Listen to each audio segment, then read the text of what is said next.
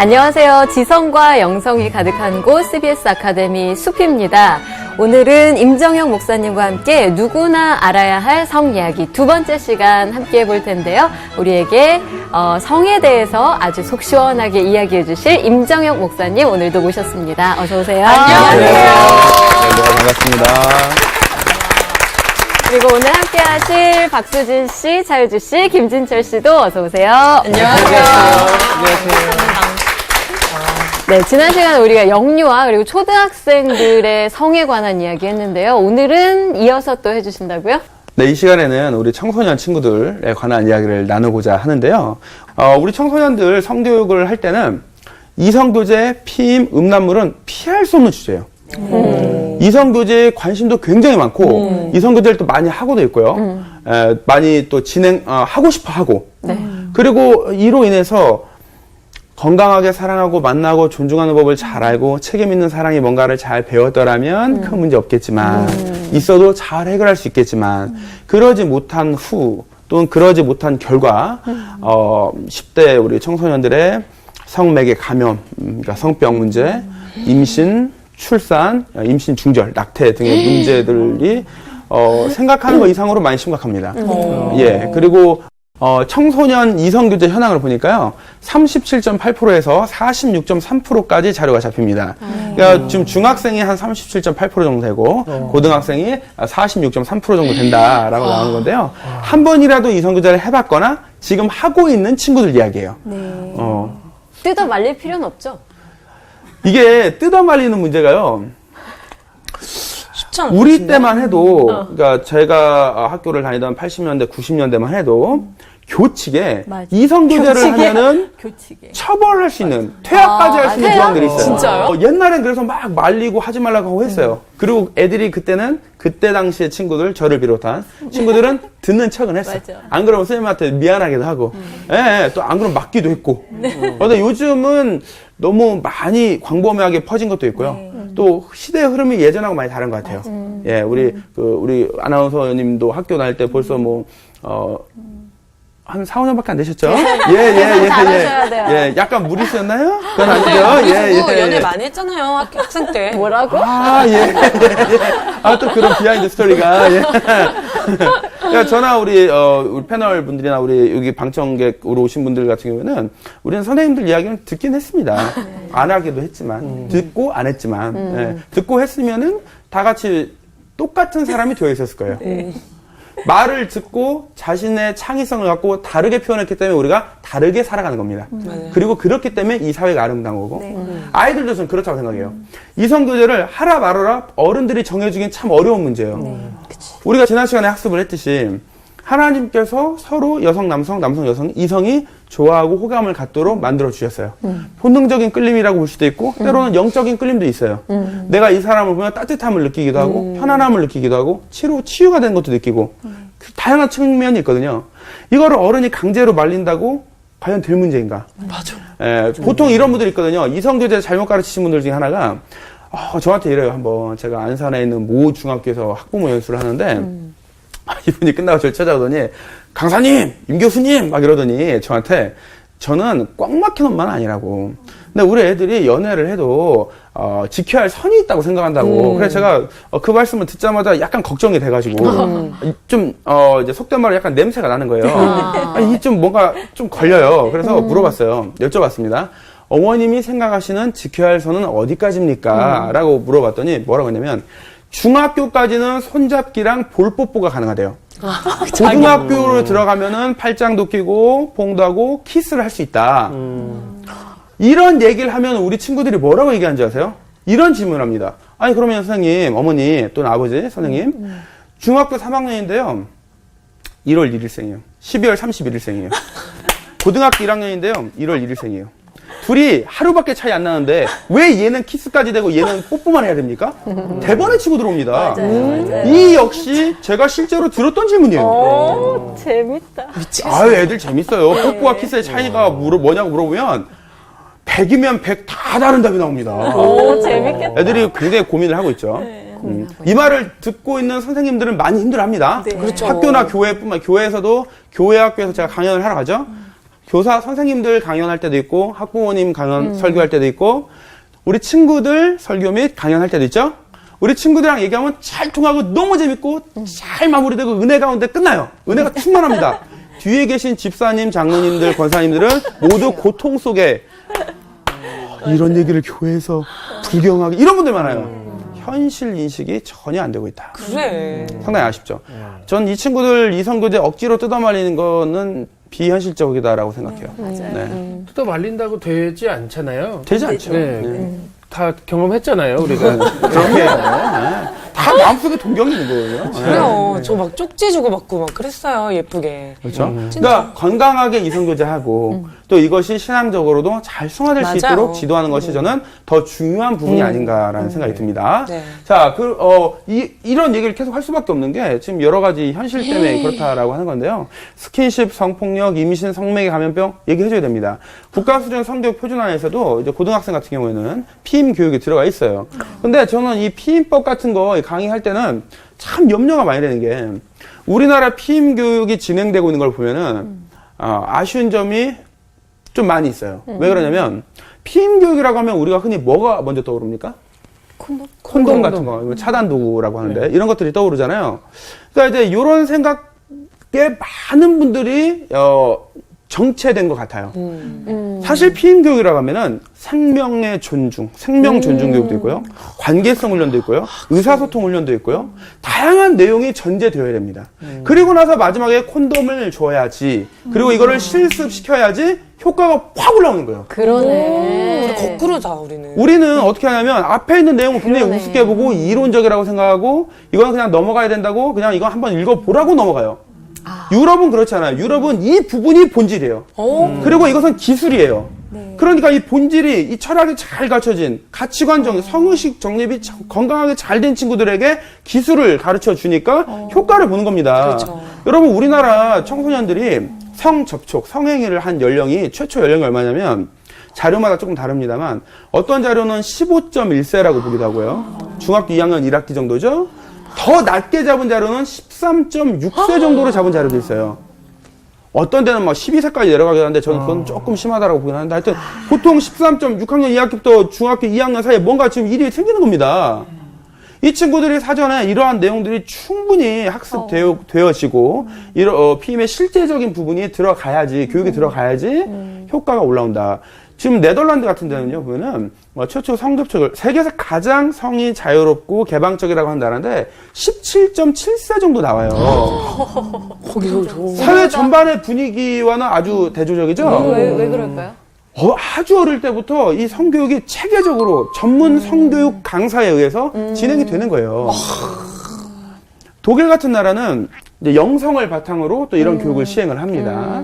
물론 이제 교회 자체는 우리보다 좀 미약해진 측면도 있습니다만, 영성을 바탕으로 이 교육을 한다는 것, 생명의 신비, 존중, 이런 측면들이 반영이 된다는 거죠. 근데 우리 교회 보면은 세상 학교도 그렇고, 우리 교회에서도 보면은 성교육이 거의 되지도 않고요. 네. 된다고 해도 사고 치지 말아라 정도인 것 같아요. 그러니까 근본, 본질을 못 건드려주고, 구체적인 기술도 없고, 그러니까 우리 친구들은 막 혼란에 빠질 수밖에 없고 문제가 생기면 어른들은 막 급하고 다급하고 이런 상황이 발생하는 거죠. 지금 제가 이 얘기를 구두로 설명을 드렸는데 구체적인 자료로 확인하면 조금 더 이해가 쉬울 것 같습니다. 성 관련 통계를 한번 살펴보도록 하겠습니다. 우리나라 모 대학에서 조사한 자료가 있습니다. 연구를 한 거죠. 분석한 건데 우리나라 청소년 설문 응답자 52만 6,857명 중 22,381명이 학생 스스로 대답한 겁니다. 성 경험이 있다고 응답을 한 바 있습니다. 이 친구들의 평균 최초 성 접촉 연령이 15.1세였고요. 자료에 따라 제가 아까 말씀드린 것처럼 13.6세까지 내려가기도 합니다.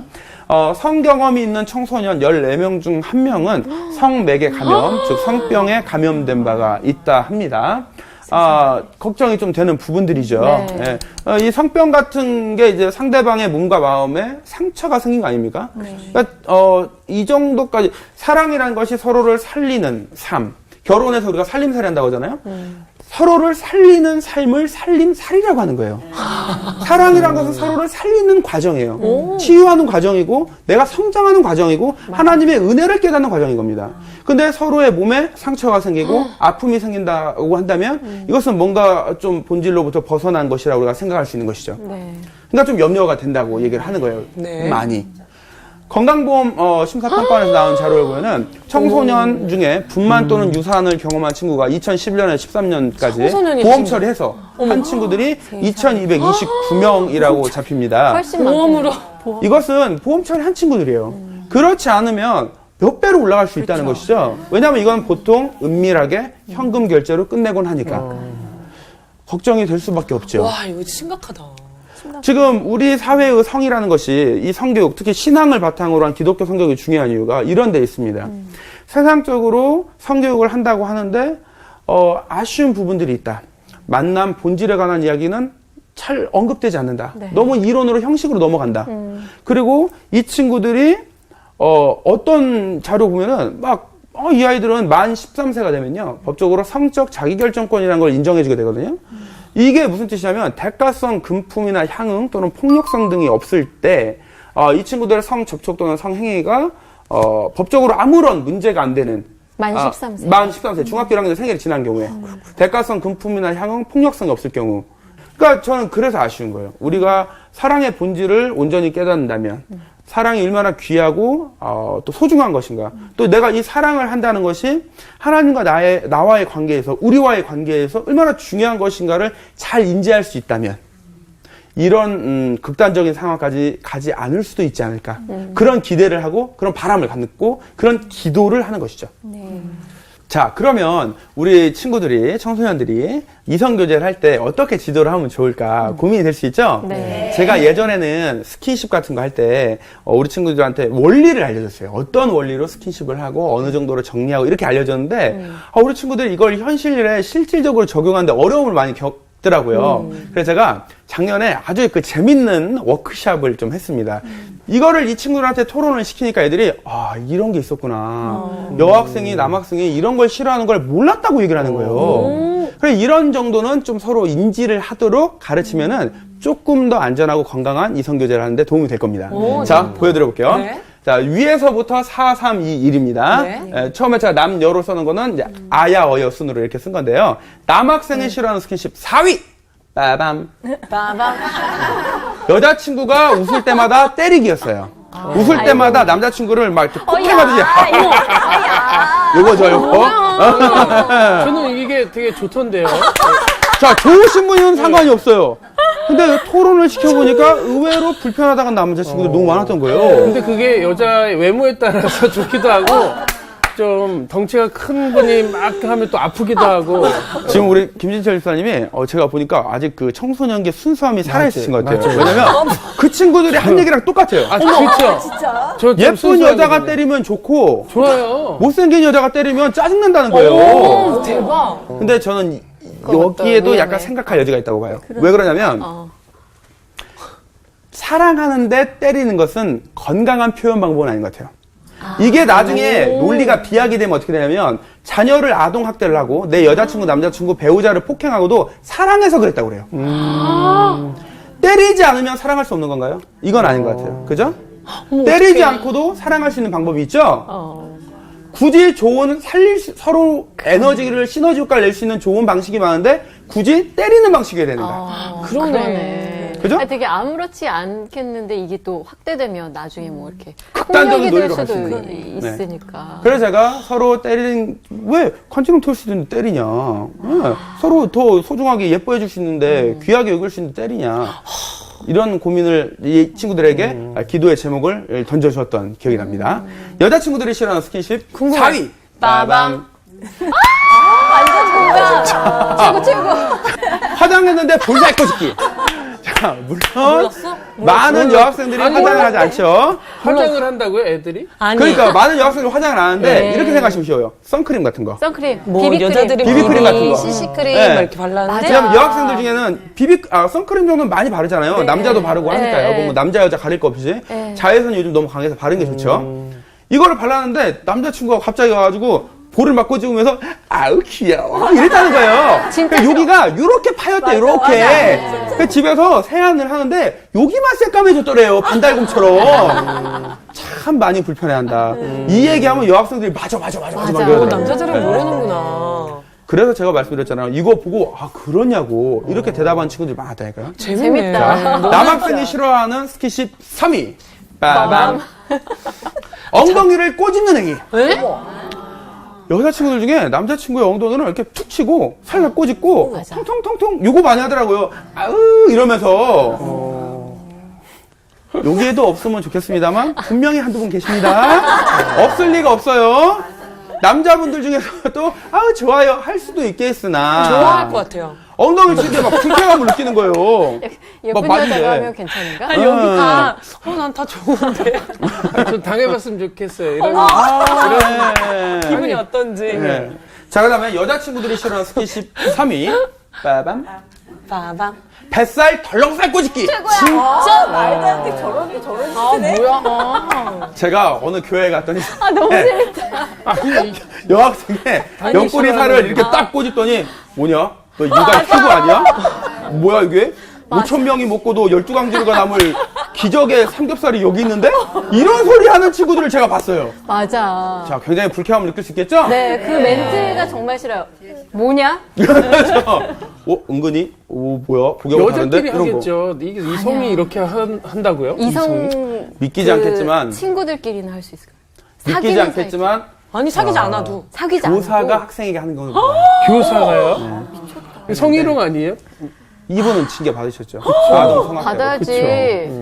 이 손이 옆구리에 나오면서 딱 잡고 살 좀 있다? 이 소리를 한 거예요. 뭐 바로 걸렸죠. 뭐. 바로 걸렸죠.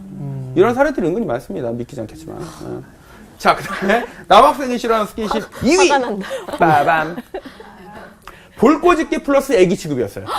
불꽃이끼. 남자친구를 막 볼을 만지면서 우유 우리 쭈쭈쭈쭈. 이런 거. 그랬죠. 그랬죠요 하니까 이제 좀 뭐 그래 이렇게 하다가 나중에 자존심이 상한다고 하는 친구들이 있더라고요. 그러네요. 제 그런 남동생이 생각이 듭니다. 진짜 싫어해요. 제가 남동생한테 볼 꼬집 거면 하지 마. 뭐 이러는 거예요. 네. 근데 아파요 좀. 네. 또 감정이래 들어갔구나. 네, 저처럼 또 이렇게 얼굴 살이 이렇게 있는 사람 잡으면 아파요. 네, 이게 좀 그래요 좀. 이게 좀 서로 이성끼리 남자가 여자에게 하는 것도 불편한다면 여자가 남자에게 하는 것도 불편한다면 자제할 필요는 있겠다 이런 생각이 듭니다. 자, 여자친구가 싫어하는 스킨십 2위. 빠밤. 머리 안 감았는데 머리 만지기. 근데 그거 안 까만지. 모르고 혼자 불쾌한 거네. 머리 안 감았는데 막 정수리 냄새 맡는 이런 거. 어머, 때로는 이런 것도 있어요. 학생들이. 머리를 막 감고 온 거예요. 남자, 여자 할 거 없이. 뭐 남자들 중에도 젤 바르고 드라이 하고 이럴 수 있잖아요. 근데 갑자기 안 내면 진 거 가위바위보 딱 하다 너 졌네? 고속도로! 하면서 막 머리를 막 이렇게 밀어 올리는 사람들 있어요. 막 이렇게 머리 예쁘게 하고 남자하고 여자하고 할 거 없이 성도를 막 이러고 왔는데 막 고속도로! 이러면 엄청 불쾌하겠죠? 그럼 막 머리 헛그라들면 으흐! 하면은 당하는 사람 입장에서는 얼마나 고통스럽습니까? 이게 진짜 학생들. 이렇게 우리 친구들이 하는구나. 정말 재밌는 대답 많이 하죠. 그 다음에 남자친구들이 싫어하는 스킨십 1위. 드디어 1위. 빠밤. 어떤 게 나을 것 같으세요? 얘기 한번 해보실래요? 진짜 싫어하는 거? 네, 남학생들이 싫어하는 스킨십. 이게 상상하기 어렵죠? 네. 이유가 있어요. 제가 알려드릴게요. 1위가 뭐였냐면은, 네. 빠밤. 궁금해. 사실상 거의 없음이었어요. 싫어하는 스킨십이 없다는 거였어요. 그렇죠. 싫어할 수가 없어요. 그것이 정답이네. 아, 여자가 스킨십을 해준다는데 그죠? 너무 좋죠. 그러니까 우리 김신철 일사님 계속 의문이었죠. 네. 그러니까 이거는- 통계 결과를 보는데 이 정리된 내용을 보니까 왜 자꾸 좀 웃고 공감이 있어? 덜 된다. 지금 여기 계신 그 여성 그 패널 분들과는 좀 다르게 약간 공감이 덜 된다. 약간 이런 눈빛이 이해가 되는 거예요. 그게. 뺨을 맞아도 좋죠. 여자가 때려주는데. 예, 그러니까 뺨을 맞아도 그것도 좋지요. 또 는 약간 조금 이런- 이제는 다른 방식으로 생각을 해볼 필요가 있다.까지 우리가 정리했잖아요. 제가 이 1위 나온 이 자료 보고 굉장히 염려가 많이 됐습니다. 왜 그러냐면 몇 가지 생각해 볼 점이 있는데요. 의뢰의 남자는 여자를 좋아하고 여자와 많이 사귀어봐야 되고 스킨십 하는 게 당연하고 라는 것도 하나의 고정관념이진 않을까. 맞아요. 사랑이라는 것은 내가 사랑하는 사람에게 내 마음을 주고 서로가 만남을 이어가는 과정입니다. 그리고 그 만남 속에서 또 다른 만남이 생기고 그 속에서 또 다른 삶이 열리는 거예요. 또 다른 지평이 열리고 또 다른 비전을 발견하는 과정입니다. 근데 의뢰이 그냥 많은 여성이랑 연애를 계속해보고 옛말에 영웅은 호색이라는 말도 있고 막 그냥 아이 남자가 뭐 그럴 때는 뭐 어째써야지 그걸 그냥 보냈어 이런 말 하는 게 어떻게 보면 성범죄를 마치 모의하는 듯한 뉘앙스마저 풍기는 맞아요. 그런 느낌이 드는 거죠. 왜 싫어하는 스킨십이 없을까? 남자도 불쾌할 수 있는 거고요. 왜 남자가 불쾌하다는 표현을 하면 이른바 남자답지 못하는 말로 비난을 가하는가는 저는 고민이에요. 네. 자, 그 다음에 여자친구들이 싫어하는 스킨십 1위. 빠밤. 이거 뭘 있을 것 같습니까? 같아. 있긴 있을 것 같아. 뭐가 있겠죠? 네. 예, 놀랍게도 이번에는 웃기진 않습니다. 어머. 여기까지 웃겼잖아요. 근데 이번엔 웃기잖아요. 어떤 거냐면요. 이거였어요. 공공장소에서 진한 스킨십 하기였어요. 어머. 버스 정류장 이런 데서 막 강제로 스킨십을 요구한다거나 아니면은 공개 프로포즈를 했는데 너무 많은 사람 앞에서 공개 프로포즈를 한 거예요. 그러니까 내가 민망했더라라는 이야기들도 제가 들은 적이 있어요. 이렇게 야구장 같은 데서. 그렇죠. 왜냐면 이분 입장에서는 낭만이고 추억이고 사랑이고 대박. 이럴 수 있지만 받아들이는 사람은 충분히 준비되지 않을 수 있고 그치. 난처할 수 있죠. 네. 아니, 내가 비밀 연애를 하고 있을 수도 있는 것이고 아니면 뭐 몸이 아플 수도 있는 것이고 생각나. 유학을 갈 수도 있는 것이고 맞아요. 그렇잖아요. 헤어질 준비를 하고. 옆집에 진짜 옆집이 어떤 사람이 그 강남역 한복판에서 어머. 그 프로포즈를 그 한 거예요. 사람만은. 근데 그게 그 여자분의 회사 앞이었던 거예요. 그러니까 그 사람은 강남역 사람도 많고 낭만이라고 했는데 그래서 제일 로맨틱한 그날이 이 언니는 최악의 날로였는데 남편이 그걸로 싸우더라 아직도. 아직도. 결혼한 지 한 8년 됐는데 그때만 생각하면 너무 싫대. 여러분 우리가 영화 보면요. 그 러브 액츄얼리 영화 있잖아요. 네, 거기 보면 이렇게 스케치북 다 이것만 기억하시는데 저는 아, 이거 말고? 그거는 그렇게 예쁘게 보진 않아요. 이게 불륜의 현장이거든요, 그게. 아, 그렇지. 네, 그 내용이 그래요. 왜냐면 절친의 부인에게 이거 하는 거라 저는 그거는 전혀 아름답게 생각하지 않아요. 제가 아름답게 본 건 뭐냐면 콜린 퍼스 그 남자 배우분 네, 있잖아요. 네. 이분이 그 사랑에 빠지는 장면이 나와요. 그러니까 이제 다른 나라에 있는 그 일종의 가사도우미 비슷하게 오셨던 그 분이 있잖아요. 이분이랑 사랑에 빠진 거예요. 그리고 이분을 찾아가서 고백하는 장면이 나옵니다. 이분이 그 웨이트리스로 이렇게 일을 하고 있는데 가가지고 고백을 하죠. 그러니까 이제 거기 잘 보시면 옆에서 그 누구도 사겨라 말아라 치스해 이런 말 아무도 안 해요. 한 명 말하려고 하니까 아이 조용히 하라고 딱 이렇게 하지. 그죠? 좋다. 왜냐면 이걸 받아들이고 말고는 본인의 선택이고 사생활인 거예요. 그지, 그들의 이거를 문제지. 주변에서 막 강요해버리면은 이걸 안 받아주면 내가 정말 파렴치한 인간이 된 것처럼 상황을 몰고 갈 때가 있습니다. 얼마나 난처합니까? 저는 사랑이라는 것이 배려와 기다림이 없으면 사랑이 아니라고 생각해요. 맞아요. 상대에 대한 배려가 없고 상대의 마음이 준비될 여유를 주지 않고 자기 혼자 일방적으로 밀어붙이는 것은 범죄로 넘어가면 스토킹이고요. 나쁘게 말하면 집착이고요. 그렇지. 10번 찍어 안 넘어가는 나무? 없지요. 나무니까 넘어가는 거예요. 그렇지. 사람을 10번 찍으면 아픕니다. 그렇지. 눈물 납니다. 이거 한번 생각해 봐야 돼요. 자, 그 다음으로 넘어가죠? 너무 말씀 잘하신다. 자, 그래서 이번에는 서로 주의해야 할 스킨십을 어떻게 가르치면 좋을까 이런 것들이 있다라는 인지, 능력을 높이는 것도 있고요. 원리도 또 같이 얘기를 해야죠. 항상 기술만 얘기하면 안 돼요. 본질을 또 잡아야 되니까. 저는 이렇게 가르치면 좋겠다라고 생각하는데요. 보통 많은 부모님들이 이렇게 해라라고 긍정의 방식으로 지도를 하십니다. 그러다 보니까 자꾸 문제가 생겨요. 애들이 자꾸 말꼬리를 잡아요. 당연히 의문이 따라오는 거예요. 그래서 저는 이럴 때는 부정의 방식이 낫다라고 생각합니다. 이건 뭐냐면 1번이 정답이다. 1번을 선택해라. 이게 아니라 1번도 아니고 2번도 3번도 4번도 아니고 5번을 찾아가 보자 라는 느낌인 거예요. 그러니까 아이들이 이렇게 해라 여기까지만 해라가 아니라 절대 하면 안 될 가이드라인을 정해주는 거예요. 나가지 못할 부분들을. 그 중에 하나가 1번이 상대방의 동의, 합의, 허락 없이 진행되는 스킨십입니다. 이게 조사를 해보면요. 남자친구들은 다 동의, 합의, 허락했다고 해요. 여자친구들한테 물어보면은 나 말한 적 없는데? 이래요. 그럼 뭐라고 하면, 이거 다 알고 하는 거 아니냐고. 좋아서 한 거 아니냐고. 이렇게 얘기하는데, 옛날엔 침묵을 암묵적 동의로 봤어요. 근데 지금은 침묵을 암묵적 동의로 보기 어려워요. 이걸로 실제로 법적 문제가 생긴 경우도 많이 있고요. 이제는 침묵이 동의가 아님을 생각할 필요가 있어요. 적극적으로 동의, 합의, 허락이 있는 것이 가장 좋다.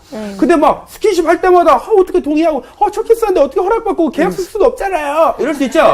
예, 그래서 이제 이거를 어떤 식으로 전 지도를 하냐면 스킨십이 발생했을 때 거부사 표현 나오면 당연히 못 쳐야 되고 사과해야 되고요. 이런 것이 없었다라고 하면 그 이후에 우호적인 관계가 지속되는 걸 봐요. 법원에서도 그런 식으로 봅니다. 그래서 우호적인 관계가 지속된 경우에는 서로 암묵적인 동의를 한 걸로 판단을 하곤 합니다. 그러네. 책임질 수 없는 결과를 만드는 스킨십이라고 하면은 저는 이제 이게 몇 가지 생각을 하는 게 성병, 임신, 출산, 낙태 여기까지 가면은 우리 청소년들이 스스로 해결할 수 없는 범위의 문제인 것 같아요. 여기까지 갔는데 애들이 막 잘했다고 너의 선택을 존중한다고 말하기에는 쉽지 않아요. 왜 말하기가 쉽지 않냐면 우리 집에선 괜찮지만 상대방 집에선 괜찮지 않을 확률이 매우 높습니다. 네. 항상 문제가 돼요, 보면.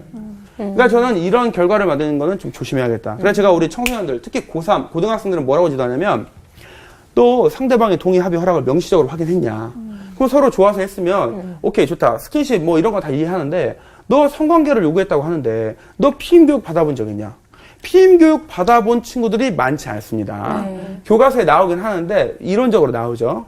그럼 물어봅니다. 나 피임 교육 받았다고. 그러면 이렇게 얘기하죠. 너 피임 실습해본 적 있냐?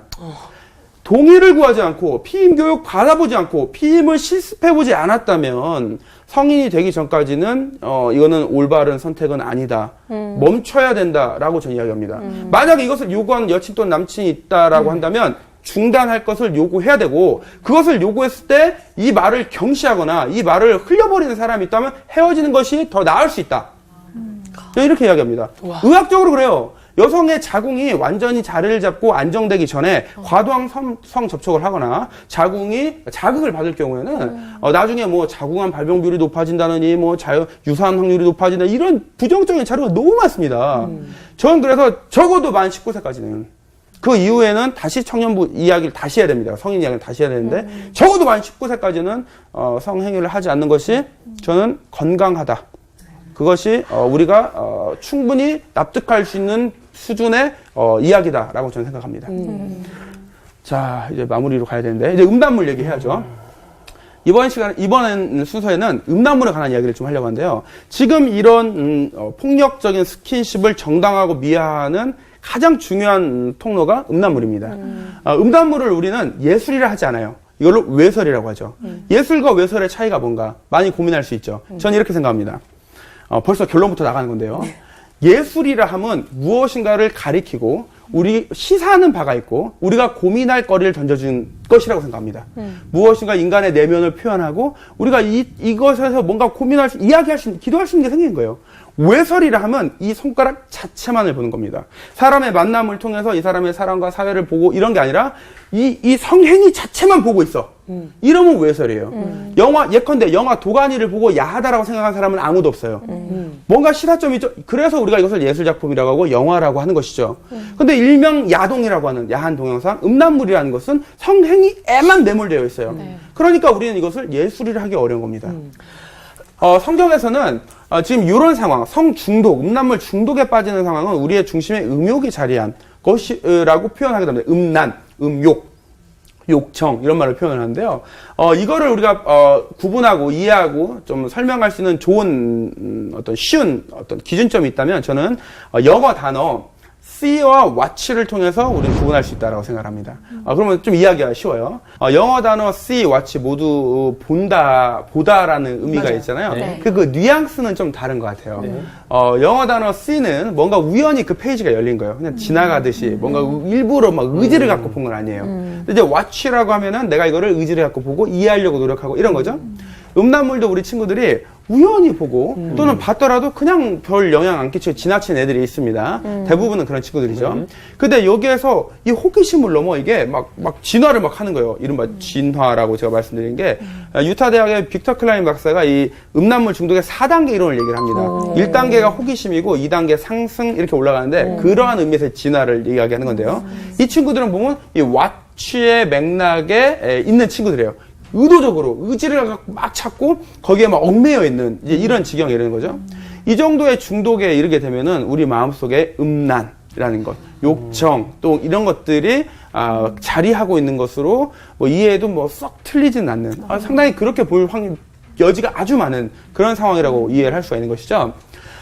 우리가 이 음욕이라는 말을 헬라어로 하면 에피추메오라고 하는데요. 이 음욕이라는 말은 어떤 의미가 있냐면, 의미가 있냐면, 욕정이 막 타오르는 거예요. 그럼 막 갈망해야 돼요. 막 이게 갈구하고, 그리고 내 마음의 중심에 그것을 둔다라는 맥락이 있어요. 그러니까 음욕을 품는다. 예수님께서 지나가는 여인을 보고 음욕을 품는 자마다 모두 죄를 범한 것이다라고 말씀하실 때의 그 음욕이라는 것은 이 이성을 대상으로 막 아주 이성을 아주 막 탐하고 막 이성에 막 얽매였고 이것이 모든 것이야. 이 사람의 인격은 보이지 않고 이 사람이 이미 대상이 된 거예요.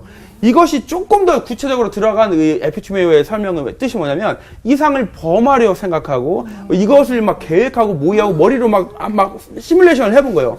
이 정도로 가면은 음욕을 품는 확실한 상황인 것이죠. 그러니까 예수님께서 보시면은 상대를 인격 그 자체로 그 영혼을 보지 못하고 그 중심을 보지 못하고 남성 또는 여성을 대상화하고 수단으로 전락시킨 것들을 음욕을 품는 거다라고 설명을 해주시는 겁니다. 그러니까 우리 친구들이 음란물을 볼 수 있어요. 저도 본 적 있고 지금도 연구하고 자료 보내고 그다음에 이거를 끊임없이 차단할 수 있는 방식을 찾고 계속 뭐 경찰하고 뭐 연락도 막 이러거든요. 이렇다고 해서 제가 변태인 건 아닌 것처럼 제가 음란물을 봤다 하여 그런 것처럼 우리 친구들도 무조건 음란물을 본 것이 나쁜 게 아니라 노출이 될 수는 있으나 이것이 어떤 문제가 있고 어떤 맥락을 띠고 있다는 것을 분별하고 이것을 소화할 수 있는 면역력을 길러줄 수 있다면 오히려 이 친구들이 더 건강한 성의식을 갖고 성문화를 만들어가는 원동력, 일꾼이 될 수 있다. 항상 여러분 교육은 긍정적으로 내가 잘 될 수 있다는 걸 찾아내야 돼요.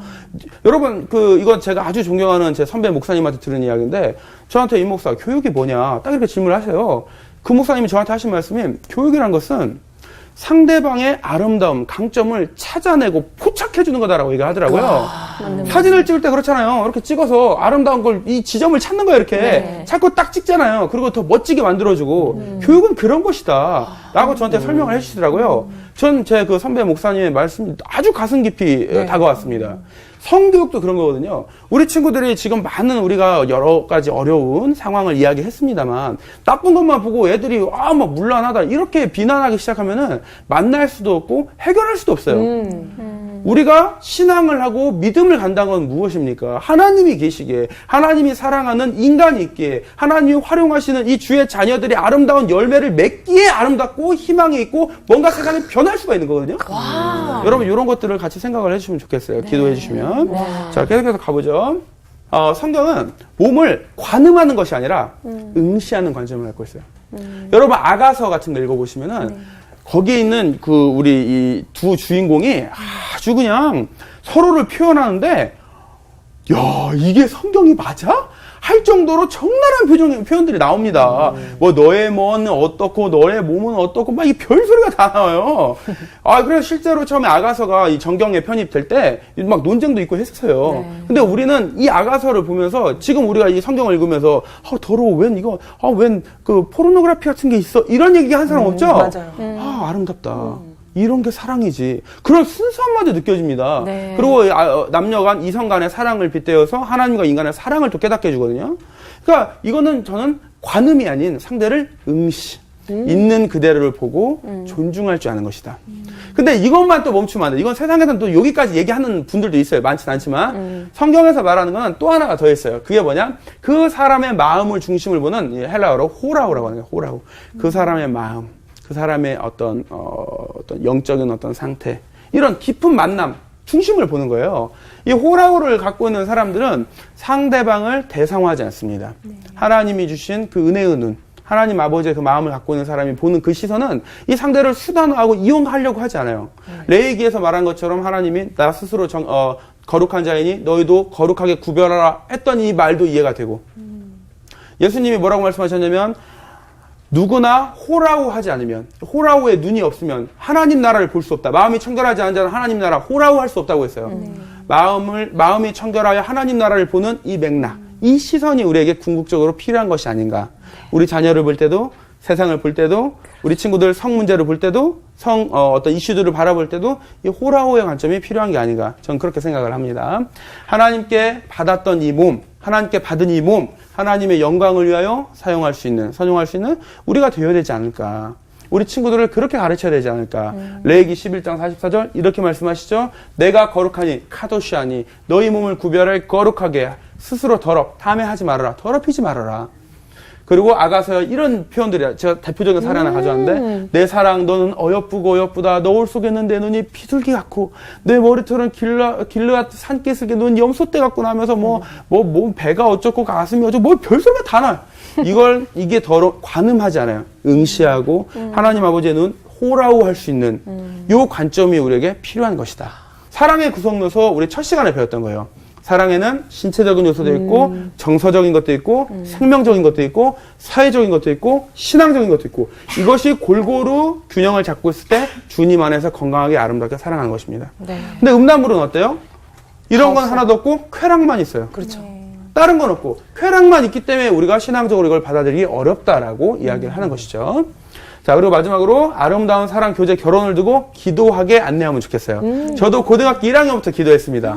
그리고 25살이 되던 해까지 저는 한 번도 연애를 해본 적이 없는데 와. 25살이 되던 해 3월 5일에 지금의 제 아내인 첫사랑이자 마지막 사랑인 네, 제 아내가 저한테 사귀자고 했어요. 제가 그걸 뭐라고 하는지 아세요? 제 턱을 12.6도 정도 들고 한번 생각해 볼게 라고 했습니다. 네, 그리고 그 다음날 한 달만 사귀자고 하고 1년을 사귀고 결혼한 거예요. 저는 너무너무 감사한 거예요. 근데 놀라운 게 뭔지 아세요? 왜 감사하냐면 제가 이른바 배우자 기도란 이름으로 옛날에 많이 했는데 제가 기도한 거하고는 정반대의 사람을 만난 거예요. 정말 감사하네요. 네, 그러니까 저는 막 제가 좀 약간 키도 작은 편이고 약간 옆으로 넓고 막 뭐 좀 이러다 보니까 그냥 좀 갸름하신 그런 스타일을 좋아했어요. 네. 청소년기에는. 네. 그래서 막 전지현 씨 같은 난 이런 분이랑 결혼을 할 거라고 막 확신을 하고 기도를 한 거야. 네. 그랬더니 하나님이 정반대되는 분을 보내주신 거예요. 깨뜨려 주셨네. 네, 인간의 아집과 교만을 꺾으신 거죠. 얼마나 은혜로우신 주님입니까? 정말 축하드려요. 그래서 저는 처음에 막 의문이었어. 왜 이 사람을 만나게 했을까? 지금은 정말 감사하고 너무 좋아. 이분을 제 아내를 만나지 않았더라면 내가 지금 이렇게 살아갈 수 있을까? 내가 이런 귀한 사명을 감당할 수 있을까에 대해서 제가 여성신학으로 석박사 과정을 할 때 이 제안을 한 게 제 아내였습니다. 제가 성교육에 들어가기를 권한 것이 제 아내였습니다. 너무너무 감사한 거예요. 우리 친구들이 하나님이 아름다운 사랑을 예비하셨고 주관하시고 이걸 통해 선한 열매를 맺으신다는 믿음을 갖고 이러한 기도를 청소년기부터 할 수 있다면 음란물 같은 거 얼마든지 이겨낼 수 있는 내공이 생기지 않을까 이렇게 말씀드리고 싶습니다. 네, 정말 너무. 아니, 우리 강의 끝나고 박수가 나와. 정말 우러나와요. 너무 기가 막혀요. 저도 오늘 관점이 바뀌었는데요. 그러니까 성교육하면 딱 떠오르는 게 뭐 피임이며 어디까지 하지 말아야 되고 막 요런 주로 그런 데만 초점을 맞췄었는데 사랑이 어떤 것인지 남녀가 만나서 함께 한다는 것이 어떤 것인지 그 의미는 뭔지 요런 거에 대해서 저도 더 많이 생각해 봐야 되겠다 싶고 또 아이들에게도 그런 걸 많이 얘기해주고 함께 토론할 수 있는 그런 분위기를 만들어 가야 되겠다 싶네요. 좋습니다. 너무 감사합니다. 네. 너무 어떠셨어요? 좋았어요. 네. 뭐 너무 좋고 정말 그 막 교육이 어떤 교육을 한다고 하면 그 어떤 결론적인 기능적인 이런 것만 정말 생각했는데 왜 그래야만 하는가 하는 그런 철학적인 것까지 생각을 해야 한다고 생각하니까 더 많은 걸 생각을 해봐야 될 것 그렇죠. 같아요. 신앙의 본질 위에서 튼튼하게 기초공사를 하고 건물을 올려야 든든한 거죠. 네, 저는 이게 중요하다고 생각합니다. 네. 맞아요. 목사님 꼭 세밭이 꼭 나갔으면 좋겠어요. 세밭이요? 네. 예. 더 많은 사람들이 이거 좀 봤으면 좋겠습니다. 네. 정말요. 그리고 지금 이 말씀들을 듣는 것도 다 때가 있어서 또 제가 이걸 듣고 좋은 영향을 또 끼칠 수 있는 사람이 될 것 같아요. 네. 우리 자녀도 그렇지만 주변인들한테 많이 얘기해주고 싶고 또 이 아내분을 그렇게 만나서 이 자리까지 온 것을 아내에게 또 그 사랑과 영광을 돌리고 하나님께 영광을 돌리는 이 모습이 남편을 또 이거 보여주고 싶네요. 이 영상을. 아이고, 멀쩡한 가정에 불안한 아니, 정말. 아니, 진짜. 이제 또 괜찮네. 그러니까. 너무 좋았어요. 네. 목사님, 그럼 우리 다음 강의 안내 살짝 해주시고 마치도록 하겠습니다. 다음은 어떤 주제로 할지. 네, 다음 시간에는 우리 이제 청소년 어린이까지는 다 얘기를 했으니까 네. 뭐 아쉽지만 충분히 얘기를 했으니까 네. 이제 성인 청년의 어떤 만남 또 결혼, 부부. 뭐 관계 이런 거, 부부의 삶 이런 것들을 한번 이야기해보면 좋겠다 생각이 아, 듭니다. 너무 멋지다. 우리 할 얘기가 더 많아질 것 네네. 같은데요. 네. 다음 주도 기대하면서 오늘은 여기서 마치겠습니다. 고맙습니다. 네, 감사합니다. 고맙습니다.